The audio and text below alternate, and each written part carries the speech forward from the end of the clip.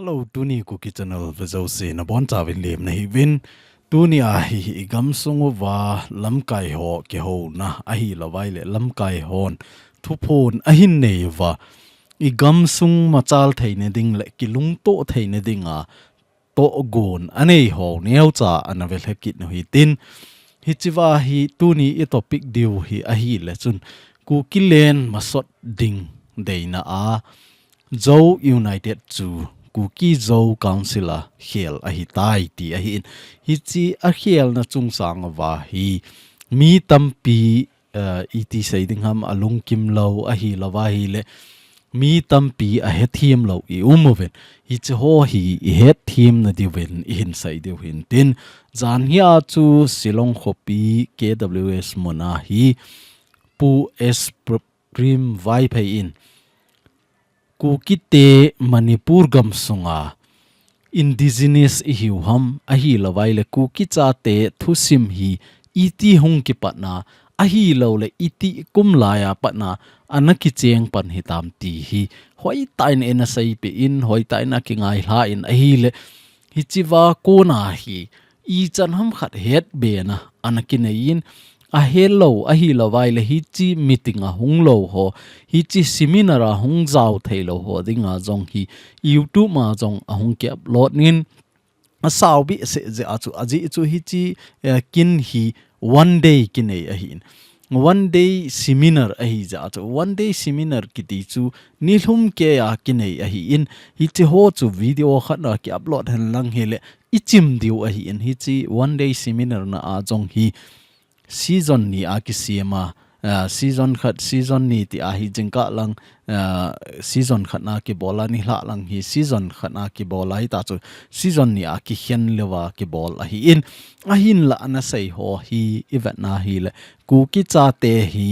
mail hei ho pang mail hei ho hi ku ki cha te pang lovin ana hing zo povin a hin zo na diwa hi Kuki cha ten I chan ham khana na ki thopi veti ho a hin sei do ho chu thuman tam ta hi in hi chi ho hi event no ma wa hi le aban bana hi chom cha cha a video hong ki sem ding 30 minutes to bang a hi lo le 25 minutes to banga hi video abang banga hong ki sema abong bonga hi ta chu in vet thei dewa jong hi a hong ki upload nin koi to bangin hi channel a akimu kha point ti wa hi le hi chi Kuki network langa hi ana wedding in ka hin timin mi izan ham khan in subscribe in a bol saw hi ta in notification ho jong I modiu ka ta sanin koi to bang hi chi subscribe nai lo hon ana subscribe mo wen lang hi chi wa ko na jong hi na vel hi jing thei wa hi in Tuni a chu part 1 hong ki upload pan a hi in ti chu doi thu a pa na mi him le sahim ho ana chen khom dan ho chan ge hi ana seina part 1 na hong ki sima hi chi hi upload hong ki bol hi in 20 minute to a video kan sema pa nai 20 minute to bang hi chi ai ta in tu ma chong ki upload na lai hi in na venom hon Kuki network ti asars bol leu chun namu dio hi ni chewa ko na hi aban bana hong ki upload ding hi in aban ban cha in vet deu hi in mi khen khat chun comment na hin bolvin lung lut ta ka ga ngaya hi la anop lai ta hong ki chai do e ti ta wanga hi seven na lung all mo hi bin lang aban jong in upload kit de wa hi ti chu iga ke het sa in tin tu hin I topic wa ga lut kit lew hen zo United 2 hi neu cha ga sei chin lew hen hi chi zo United hi ning kum gal ahung boy ti la chu ki pum khat theina diu le e ho sunga hi pan ila khom theine diwa zo United anaki sim a hi in I so pi mi zo ho jong hin na sata ai ki thopi no mo a hi in a hin la ei ki thopi na ding wa hi ITLF in chuchan pulang hi tile hen lam kalang song pi lang hi analam kai to bang a hi ama ho mo po na a hi ta chu gal anaki san a hi in hi chi je a chu ama ho in ITLF ho thil ahin pi wa ki thopi na ho ahin pi tingole kangoi lang lung zo lo ahi lo le more lang lung zo lo cycle lang lung zo lo ti ta bang tai ma hi ahung pha na chu ama hon la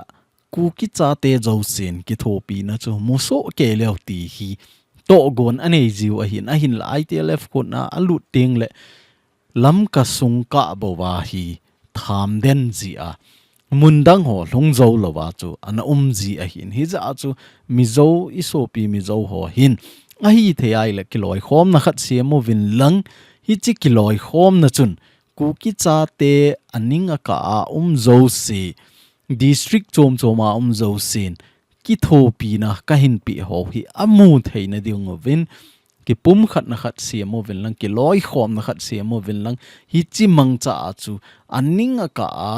ku ki cha te zo sin pan pi na amu thei na ding ti a hi to gon anane wa CSO za nam khat hi ana chewa Mizoram gam sunga hi ke hona anane khom ven a hi le hi chiwa chu zo united ti hi ahin phu do ahin la zo united hin tu ni chan ge ya hi lamka khopi a hi lo la songpi district ti tau te Churchanpur district hiala hi I ma cha to gon nei zo lo to banga hi a hi tai ni za chu tu ni a hi mi izan ham khat lungkim talawa a hi lawai le zo united a function ding bangin a function thei poi ti a hin a ji chu zo united ki ti chu henge ku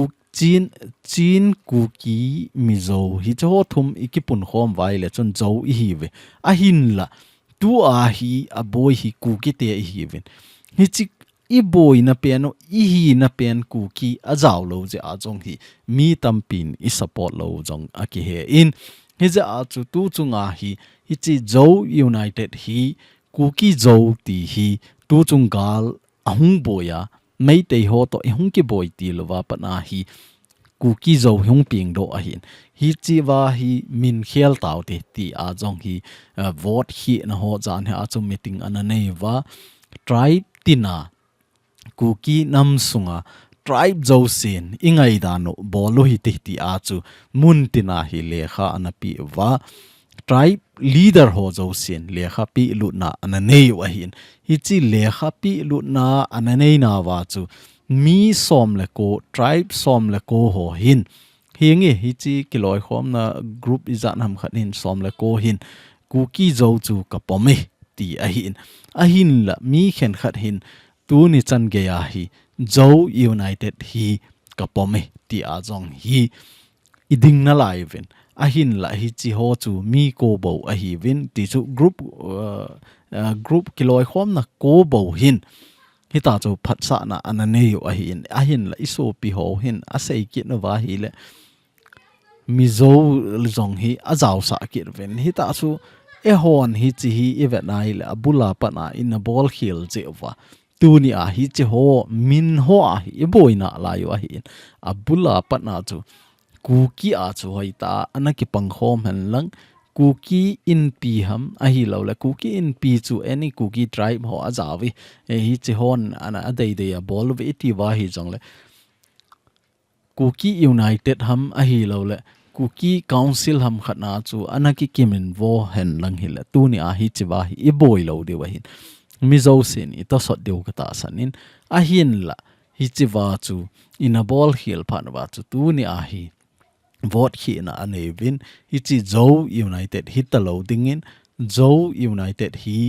kuki zo council zo a hiel hi ding a hi tai ti ahin la I chan ge ya mason na ahin ne ya I chan ge ya in to sot ki deu ham ti hi het chet a hi po in hi chewa a ha dem pen hi mi khen khanin na dem me a hi lo le na vet si ja na sei a hi ti ho jong hi I seven a hin tu ni a hi ken adi ka sei a hi chewa zo united pom dinga ha pan pen ho hi koi ham iti a hi le zo mi council ho a hi ben zo mi council ho hi event nai le zo mi a hi tribe kuki nam sunga tribe izat ham khat kiloi khoma zo mi council aphu a hi zomi aphu a hi ti hi I het so ke wa hin a hin la hi chi support la hi chi vote hi som la ko la hi vet na hi le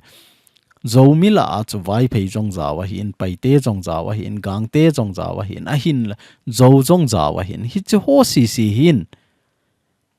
si hin tu ni a hi ku ki zo ti hi support a bol kit wa hin a hin la hi chi wa zomi kiloi khom na a tribe izat ham khanin support kuki zo support a bola a kiloi khom now councilin zomi council in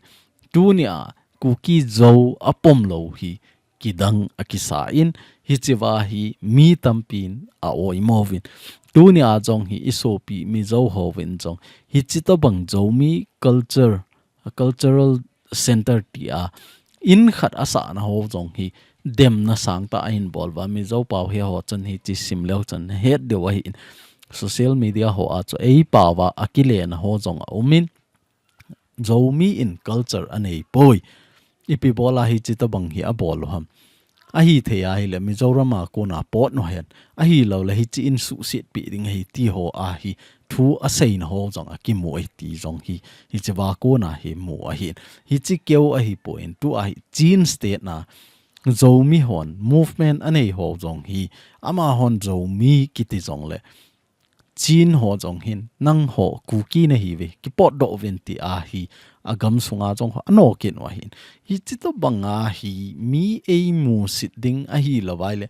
mi ei nui sat ding mi ei vet da dinga i sang wa hi tu ni a kuki hi naw hi hoi ta pomo hitin kuki so hat le han tu ni a hi mi zo in jong hi chito banga hi e ho pon tin chin in jong i vet da pon tin mi him hi i hat ting le i sopi u inaw ding hi tam a hin i hau sat lowa i vai chat di a i gen thei ting la koima i sopi in jong ka sopi na hi e tinom lo hi za a hi thei ai le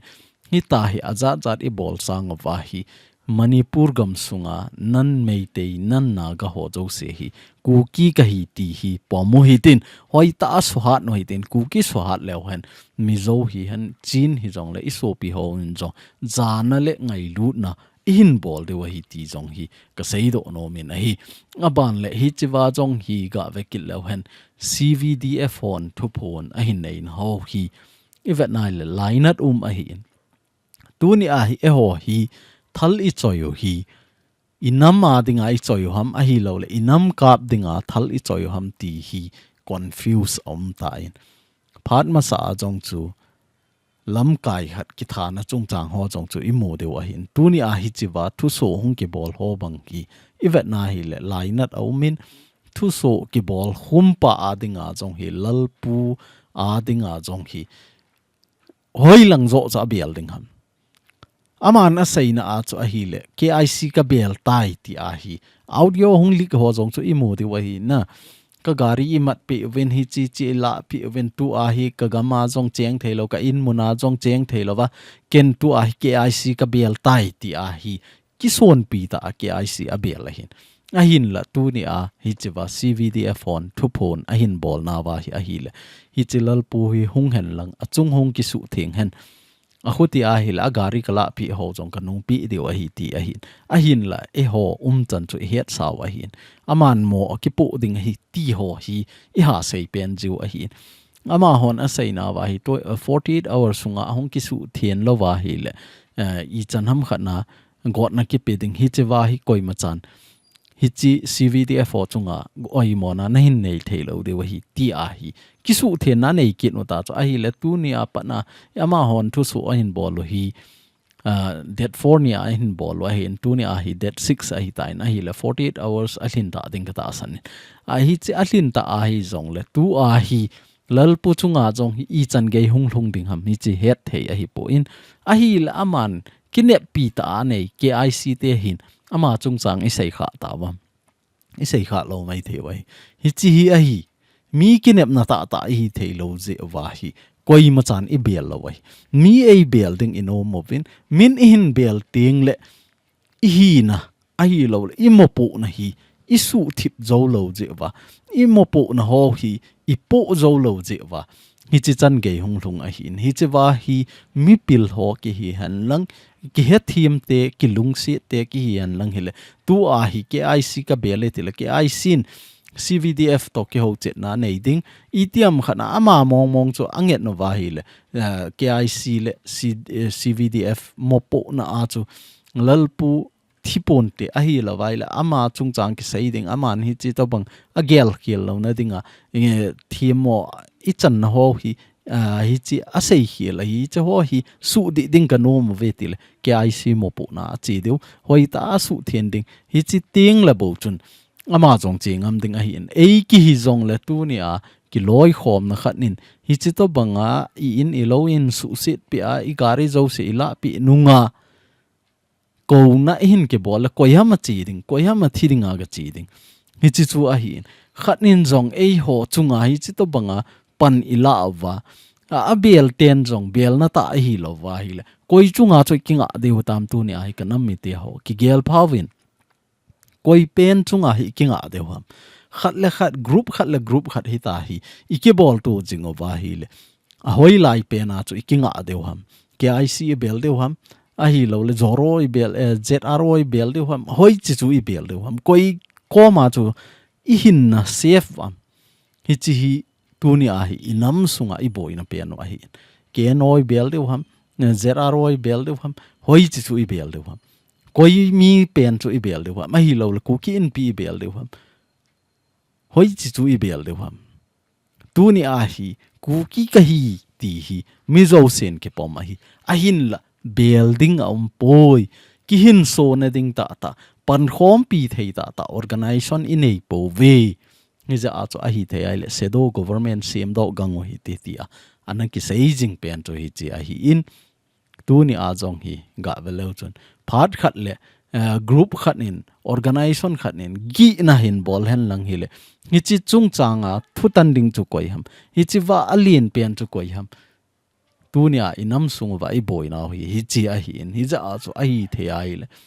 ki pum khat phat a hi ta in tu a jong hi ku ki zo council I sim do vai le hi chi organization I zan ham khat thal choi ho zo se hi zo ku ki zo council chun a control thei ding hinam a control thei di lo wa hi le king up na ta a hi lo wa hi le ko gi man I support ki lo dio hi ta san o min hi je a chu kana min ti ho king up na thei ta ku ki a dinga ki son pi ta organization khat hi ine yo angai kinga na ding khat hi ine yo angai a hoti lo wa hi le hi ta hi group chom choma ko na ki gi na ine jing wa hi le hoi chi pen chu I bel deu ham tu ni a hi chi mun khat ga ve kit le han hi chi wa jong hi ga ve lo chun UK ne hon thu pon a hin bol ke taw chu phat ma sa koi a hi ki hello hon a hin kho anala sat kho hau pu sat kho hau na town common a hi jong ati win hi chi a hin la town common khat jong a ina ga ki chi a aji acha masanga ki kai do a inop nop ma ki bola ki that jing thei hi chi to bang chu hi wa hi le koi organization chu I bel wa hoi chila ya chu lungmon na hitam kanam me te ho gelu hi ti tu ni a jong ama hon hi chi a chaina langa a sei pe no hi ga vekit leu chun ni het de wa hi ama hon jong det som la khat ka a hi a that ho hong ki phon do lo wa hi le nampin